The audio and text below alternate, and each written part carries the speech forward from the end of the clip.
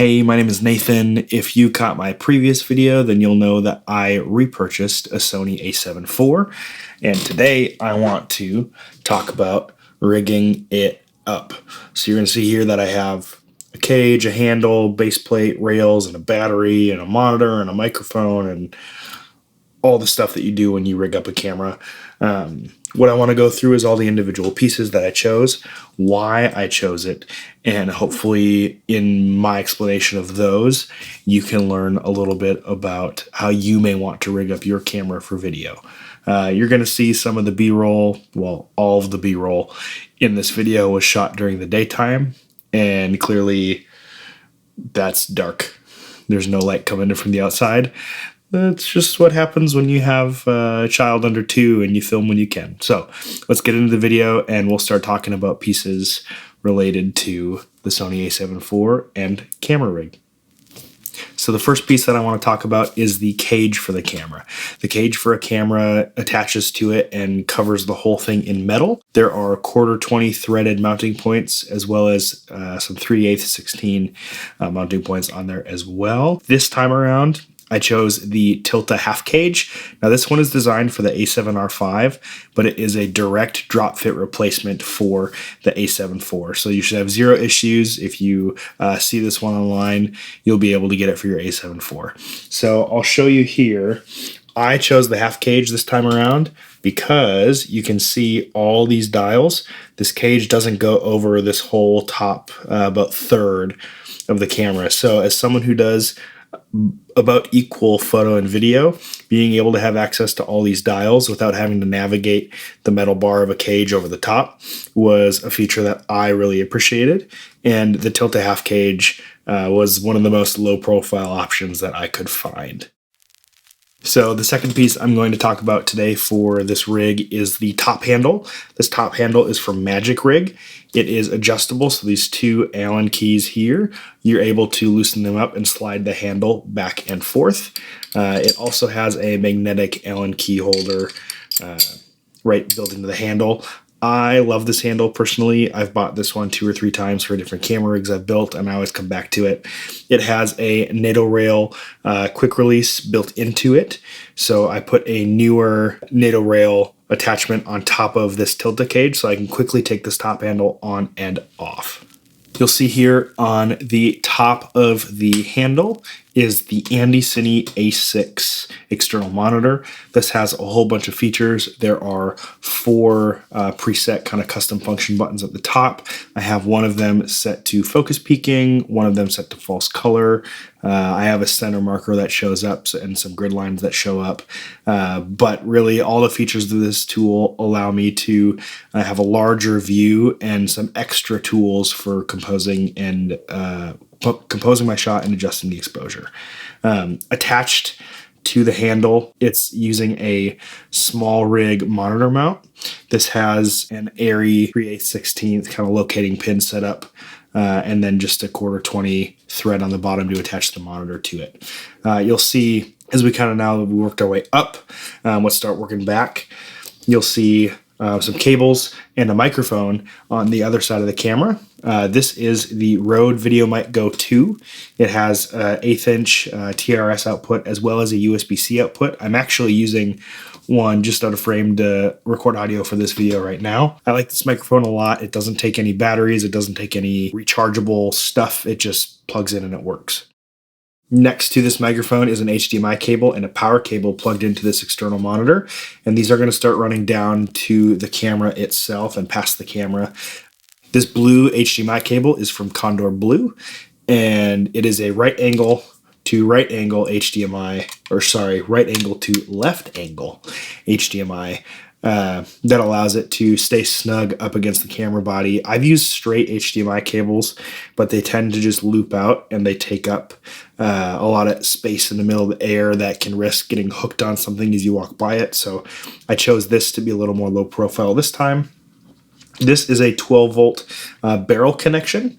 This is the power input for the monitor, and that coil cable is just kind of snaked down alongside the camera body and tucked out of the way. The camera itself, you'll see here, is powered by a USB-C cable. This is not the final cable I'll be using. When I ordered this HDMI from Kondor Blue, I actually ordered a right angle USB-C to C so that I can tuck it down. You can see it would go along nicely along the rails and up into the camera. So that it just stays out of the way, a little more low profile than this, like I'd mentioned. This is just sticking out, but right now it's a temporary measure. It allows me to use this rig as I designed it to be. What you'll find as we talk about power for the monitor, for the camera, is that it runs all into this Neewer PS099E battery. It's a 99 watt hour V-mount battery. A couple cool things about it. It's got an 8 volt and 12 volt barrel plug on the top. It's got a D-tap port on this backside, and my favorite feature is that on the front, it's got USB-A and USB-C. So what that means is that I can charge it using my laptop charger or using my camera charger or a phone charger, or because it's USB-C and USB-A, I can charge other devices. So I actually have a second one of these that I carry around in my camera case as well that's charged up, so that I don't have to worry about charging an iPad or charging a phone or a teleprompter or anything. I can just plug it in right to a battery and I have juice wherever I go. I don't need to worry about outlets. This V-mount battery is attached to a Nitze battery plate. Nitze. There's a brand. It actually serves as all my outputs for power. So it has a D-tap on each side. It has a USB-C as well as an 8 volt. So I can power monitors, cameras. I could charge another device off it if I wanted to through the USB-C output. But this allows me to swap the battery without unplugging anything, which is really nice. Now, if I had more stuff I needed to power, or if I wanted to get something that was a little more affordable and I'd do like a non-electronic, a non-electrical conductive plate, I could get a simpler V-mount plate that allows me to just use the ports on my battery. Working our way even down further, you're gonna see underneath the camera is a base plate. This has 15mm rods in it. It uses the Manfrotto quick release plates. You're also going to see that on the bottom, I've got another quick release plate. Let's see if I can get the light good. So I've got a quick release plate on the bottom as well as the one attached to the camera. So what this allows me to do is I can either attach the whole rig to my tripod, or I can take just the camera off and attach the camera to a tripod and leave the rig behind if I want to do that. Cool thing about the rails is that now I get to have a third point of contact, so I can mount my battery to the rails, and I can also mount this SmallRig chest plate. It's cool. It's a foam little neoprene pad, but it allows me to push that up to my body, and now I have 3 points of contact. I have my chest and each hand, so left and right, and then kind of a triangular point of contact behind the camera that allows me to steady it, and there's enough flex in it that I can still angle up and down smoothly without having to worry about like jitters or shakes. This is really cool. I bought this a long time ago and I've used it on multiple rigs, and I highly recommend it if you don't have like an overhead NiceyRig or Minimax style thing. I'm going to set this down and I'm going to talk about a few of the pieces and why I chose them. That probably weighs about 15 pounds. It gets a little heavy just to hold forever and ever. But seeing all those pieces, talking about what they are and what they do, hopefully that gives you some insight into how you can make those choices for your rig.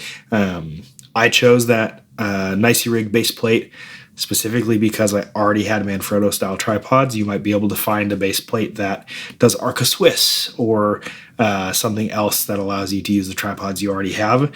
My recommendation there would just be to stick with the system. So if you have Manfrotto style quick release plates, buy into that.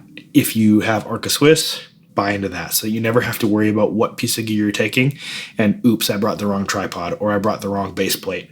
Just get all the same. Make it easy on yourself. The Andycine A6 monitor is a great monitor, but I don't know that I would choose it again if I were to add an external monitor.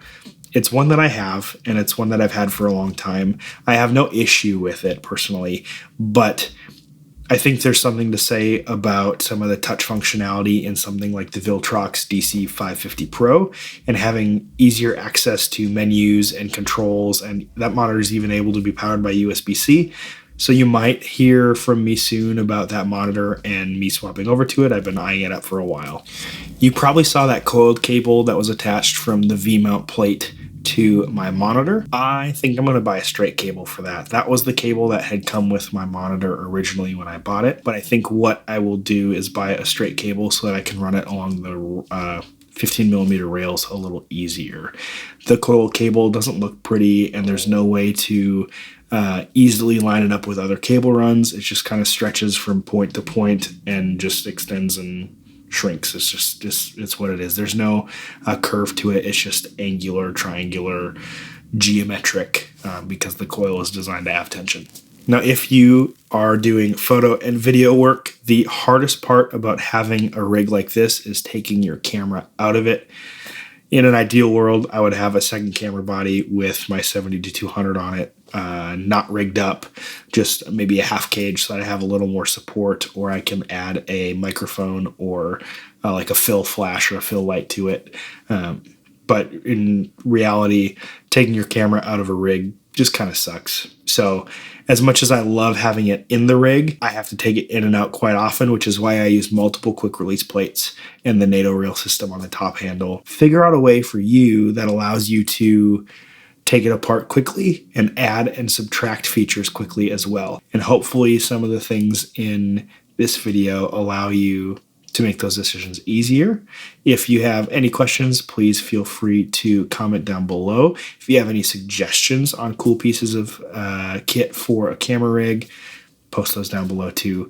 I want to keep that conversation going because I love to talk shop, and I would love to see what y'all are using for your rigs. So again, comment down below.